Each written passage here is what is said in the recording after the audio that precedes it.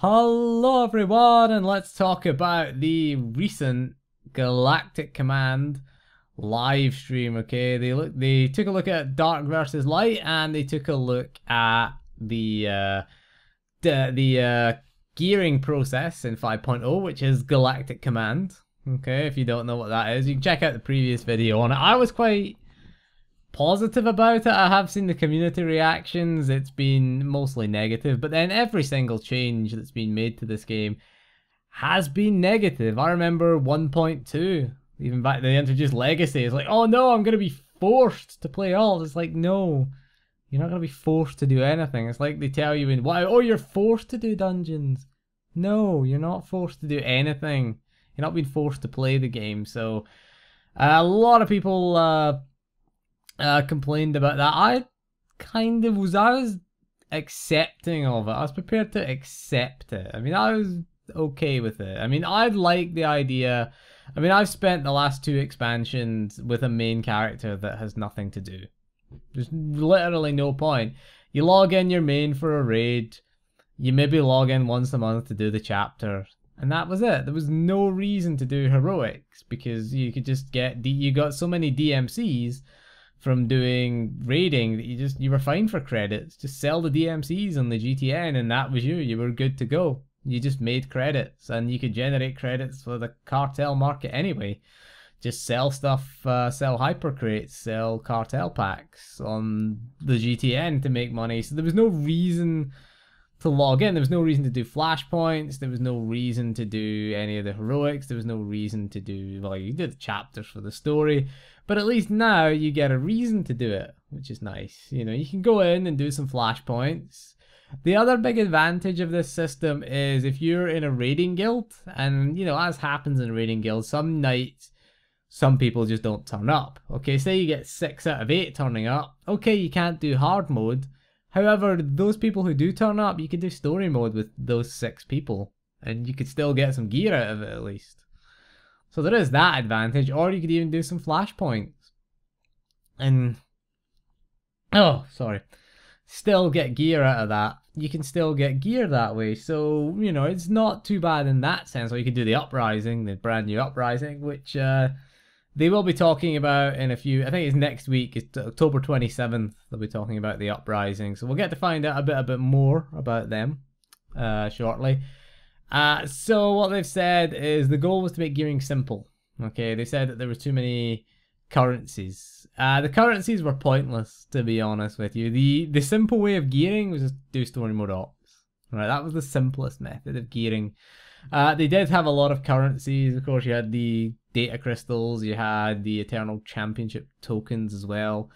Then you had the set tokens, which came from the ops. But the best way to gear was just do story mode ops. Don't worry about the gear going in because you got bolstered. So, you know, that was the simple method of doing it. Do story mode ops, 216 Mark II, or do EV KPHM. You get 216 Mark II, 216 Mark I, or 220 Mark II, 220 Mark I, and 224 if it was the op of the week. They are doing away with the op of the week. So they've said that gear drops is going to be based on discipline, okay, instead of advanced class. That's good, because the last thing you want as a healer is gear with accuracy in it. It is useless. Although they have said it will be modular as well. So I take it you can put the mods into a legacy piece.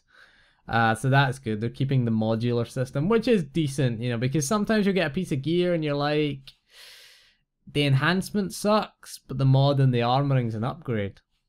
So I'm gonna do that. We don't want the situation like World of Warcraft, which is a pretty horrible loot situation, to be honest with you. You get a piece of loot that's, I mean, I got a belt, alright, and it was an upgrade in inverted commas. Titan Forged 870. Well, Warforged. Yeah, it was Titan Forged 870 from Heroic. Vendor junk. Total vendor junk. It had haste, versatility in it. The 2 worst stats for Holy Priest. And the thing that I had 8. The previous item was an 850 item that would have been an upgrade, and that had my 2 best stats, which was Mastery Crit. I am not swapping my 2 best stats for my 2 worst stats, even though that's 20 item levels higher. And what we had, totally fucking useless. At least in SWTOR, you could say, oh well, the mod and the armoring are an upgrade at least. The enhancement, which is where the tertiary stats come from, isn't. So, you know, just junk the enhancement. 2/3 of that item are going to be useful. Okay. They've said what happens if you keep getting belts was the thing that they said. You can just pull the mods out, they said.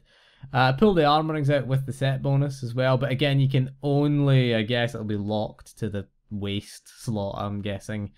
So you can't just put, you know, armorings into the chest, the pants, etc. They've said that the best way of earning command crates will be Nightmare Ops. They've said, and it's the hardest difficulty in the game. You're gonna get them faster. They said that they targeted a crate every hour, and maybe an hour and a half. They've said maybe every half hour. I mean, obviously it'll start off fast. The first few ranks will go really fast. I'm guessing it'll work similar to artifact ranks in World of Warcraft, where you start off where it's like 300 to the next rank, so you get the first rank in like, you know, a few minutes, a few quests into getting your artifact weapon, and then it goes up to like it's 40,000-50,000 artifact power to get that. I guess that's what they'll do with it. There will be some point where you will just hit a kind of wall. I imagine they'll have like a wall where it's just a big step up to the next level. It might be at 50 that they'll do that, but they have said they want you getting crates fairly fast. I guess there's no way of just saving crates. I guess the crates will be linked to the level, so you can't just pull crates for later on. But I imagine they're gonna have boosts to it with the dark versus light. Okay, they are gonna have a weekly cap as well. Okay, they've said that they're gonna set the cap quite high.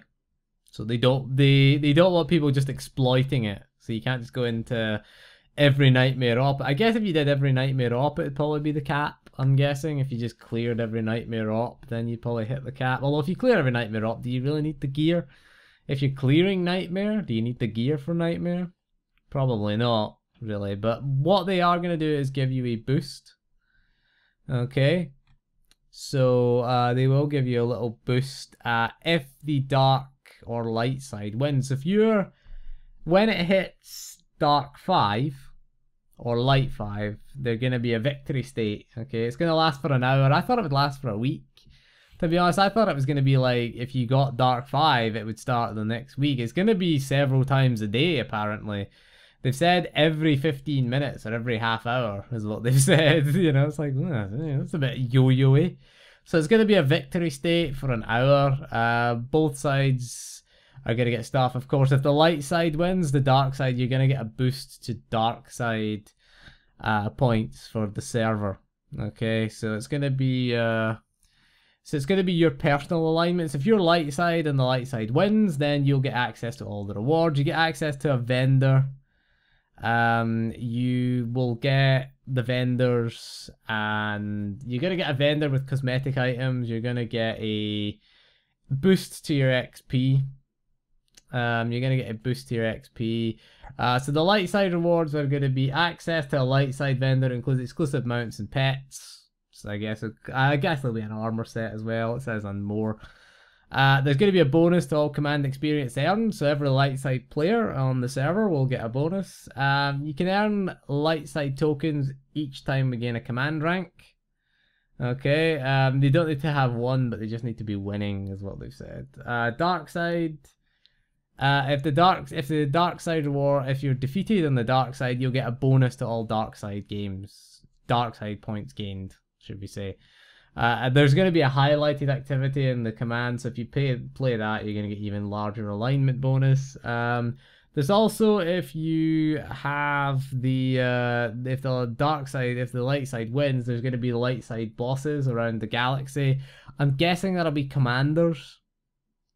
I'm guessing that's going to be the commanders for the conquest that you can go and defeat to earn more dark side tokens. Light side players can't stop them, so I'm guessing that's going to be a world PvP. Yeah, I mean, it looks interesting. I don't like the bonus to command experience, because if you get everyone on the server, if you get everyone on the server doing the one side, and if you're on the opposite side, you might sort of suffer a little bit with gear. They haven't said how much the bonus is, or whether it will be significant or not. That's the only thing I don't really like. I don't really mind the amount. I mean, what you're gonna do is you're just gonna log in. If the light side wins, log in to a character that's light-sided and get the rewards. If the dark side wins, log on to a character that's dark-sided and check out the rewards. So I'm guessing it'll always be in a state of flux, light and dark, because the idea is you're going to get the bonus to the side that's losing will get a bonus. So hopefully that bonus stacks. So even if the light side wins, let's say the light side wins 2, 3, 4 hours in a row, the bonus for dark side tokens just continues to stack until dark side wins. You know, just give it 100%, 200%, 500%, 1000%, whatever, you know, until it wins. Just keep stacking it until it wins. It just prevents servers being totally light-sided. They are saying that the dark versus light event, light side is still winning. Okay, so that's still going. There's going to be bosses spawning, I'm guessing, around the galaxy. It's going to take 8 to 16 players to defeat them, is what they've said. That's what they're going to say. So again, it'll be if the light side wins, light side bosses are going to spawn, and dark side players, I guess, can. I mean, I don't know if that's a good idea though, to separate people, because I'd imagine guilds would be a bit annoyed. I'm guessing maybe you could join the group. So the bosses will spawn randomly on multiple planets. Hopefully there's some way to track where the bosses have spawned. So it's going to take 8 to 16 players. So it's going to be like a mini world boss, I'm guessing. Hopefully that there's open tagging on them, so you don't have to sit there and form a group for everything. That'd be quite boring. I quite like the idea. WoW had the good idea with the demon invasions, where it had the open kind of tagging system. So you just have to show up, and you know, it tells you where the boss is. You can just show up to the planet and just kill them without really being in a group. That's how WoW world bosses work, really. So I think Guild Wars 2 had, I think, the original idea of that. So hopefully they keep it something like that. I'd be kind of hopeful for that. But it's going to be a pain in the arse unless there is a group finder for them. Unless they put them into a group finder. So, you know, I mean, overall, I'm still looking forward to it. Still looking forward to Galactic Command. The dark versus light stuff just seems cosmetic stuff. But we'll look forward to next week, which is October 27th, which they are doing the Uprisings stream. November 3rd is going to be the class changes, and they're going to be November 10th is going to cover the chapters and the difficulty levels.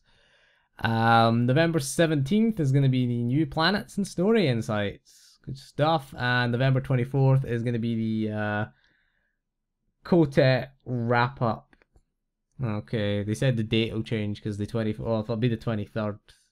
Because Thanksgiving's the 24th in the US, and they're an American company. They're based in Austin. You know, BioWare is the Canadian company, but BioWare Austin is what makes SWTOR, in case you're wondering. So they're gonna cover the changes in upcoming streams. So the Kotet wrap up, I guess, because they'll be about what, 2 weeks away from launch, maybe. No, in fact, they'll be a week away from launch actually. So hopefully.